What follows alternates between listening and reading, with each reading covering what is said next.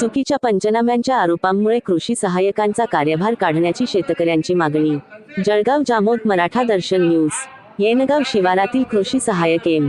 निकम यांच्याकडील कार्यभार काढून अतिवृष्टीमुळे झालेल्या नुकसानीच्या पंचनाम्याची जबाबदारी अन्य अधिकाऱ्याकडे सोपविण्यात यावी, अशी मागणी येनगाव शिवारातील समस्त शेतकऱ्यांनी तहसीलदार तथा कृषी अधिकारी यांच्याकडे निवेदनाद्वारे केली आहे।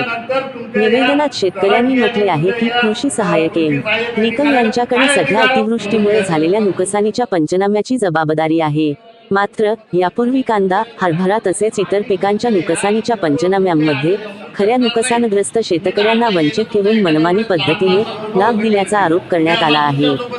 त्यामुळे पात्र लाभार्थी शासनाच्या मदतीपासून वंचित राहत असल्याचे शेतकऱ्यांचे म्हणणे आहे। या संदर्भात गावकऱ्यांनी यापूर्वीही कृषी अधिकारी जाधव यांच्याकडे 3 ते 4 वेळा तक्रारी केल्याचा दावा निवेदनात करण्यात आला आहे। संबंधित अधिकाऱ्यांच्या कारभारामुळे गावात वाद निर्माण होऊन सौहार्दपूर्ण वातावरण बिघडत असल्याचेही शेतकऱ्यांनी नमूद केले आहे। या पार्श्वभूमीवर एम. निकम यांच्याकडील येनगाव कृषी सहाय्यक पदाचा कार्यभार तातडीने काढून घेण्यात यावा, तसेच अतिवृष्टी पंचनाम्याची जबाबदारी अन्य अधिकाऱ्याकडे सोपविण्यात यावी, अशी मागणी तहसीलदार, जळगाव जामोद तथा कृषी अधिकारी यांच्याकडे करण्यात आली।